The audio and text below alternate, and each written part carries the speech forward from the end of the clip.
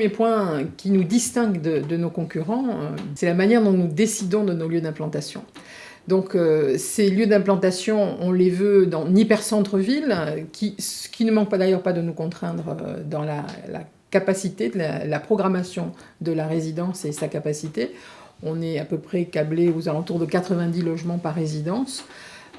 Et ce lieu d'implantation, on le veut à proximité réelle des commerces, des services, des transports, de manière à ce qu'il y ait une vraie continuité entre l'appartement dans la résidence dans son quartier et le quartier dans la ville. Et que la personne puisse vraiment investir la ville et enfin pouvoir recevoir avec autant de facilité soit des prestataires de services, des amis ou ses relations. Inclusive parce qu'on a l'ambition d'avoir un lieu de vie ouvert, mixte, dans lequel peuvent se croiser différentes générations. On a conçu des socles de résidence avec un certain nombre de services, dont des espaces de coworking ou de Fab Lab. Outre la détermination anglaise, c'est la volonté de pouvoir accueillir des jeunes actifs ou d'autres profils. On a un restaurant qui est également ouvert sur l'extérieur. C'est en cela qu'on souhaite que cette résidence soit inclusive au sens intergénérationnel du terme. Ensuite, elle est évolutive puisque le rôle des résidences services seniors, c'est de constituer un maillon intermédiaire entre un habitat privé qui serait trop loin, trop éloigné des cœurs de ville, trop difficile à entretenir peut-être ou devenu trop cher aussi à entretenir, et puis ces espaces du vieillir entre soi dans lesquels la majorité de la population ne reconnaît que des EHPAD. Et donc entre ce lieu de vie et ces EHPAD, l'ambition de la marque, c'est de porter un produit qui est un habitat augmenté, où on va résoudre les problèmes de prise en charge technique, d'éloignement de ville et de lien social, pour permettre aux personnes non seulement de rencontrer d'autres générations, de se rencontrer entre elles, d'avoir un lien direct avec leur famille et leurs amis, et de vivre dans cette résidence une vie que l'on ambitionne pour eux comme étant la capacité à se reprojeter dans l'avenir et dans une vie dans laquelle les projets vont de nouveau pouvoir éclore. Donc cette résidence inclusive, elle est aussi évolutive parce que cet accompagnement doit se faire dans la durée, quels que soient les âges des personnes qui rentrent dans ces résidences. A priori, ce sont des personnes qui sont à l'âge de la retraite. Donc elles vont connaître évidemment un certain nombre d'effets de cet âge.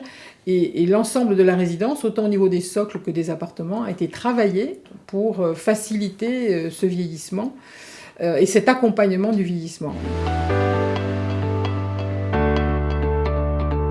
La résidence se veut connectée puisque nous avons une dimension du numérique qui est extrêmement importante, digitale extrêmement importante dans la marque.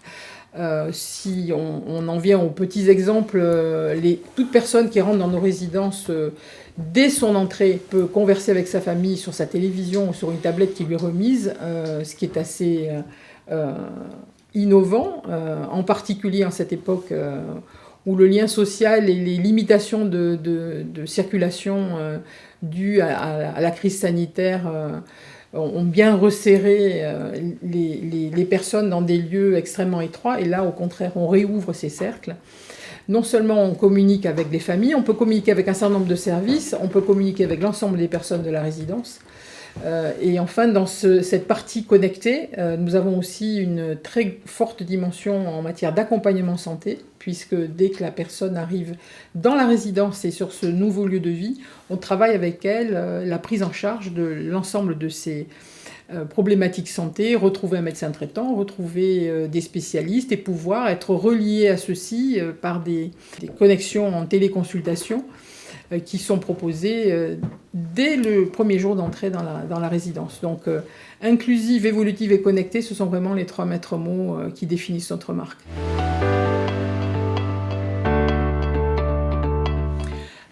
On a pu observer sur le marché que la plupart de nos concurrents étaient positionnés sur un segment particulier. Nous, ça nous a semblé délicat, puisque selon les territoires, les niveaux de revenus sont différents. On souhaitait pouvoir accompagner les personnes de la même manière en matière de vieillissement, parce qu'elles aient les moyens plus ou moins développés. Les manifestations du vieillissement sont les mêmes, en fait. Et donc, on a décidé de proposer un cahier des charges unique, quelles que soient les résidences que l'on développe, mais de les distinguer en matière de finition, peut-être quelques mètres carrés ici et là, en 3 gammes. Une gamme que l'on appelle Access, une gamme que l'on appelle Latitude et une gamme que l'on appelle Élégance. Et selon la réalité des moyens locaux et des niveaux de revenus locaux, on propose l'une ou l'autre de ces gammes.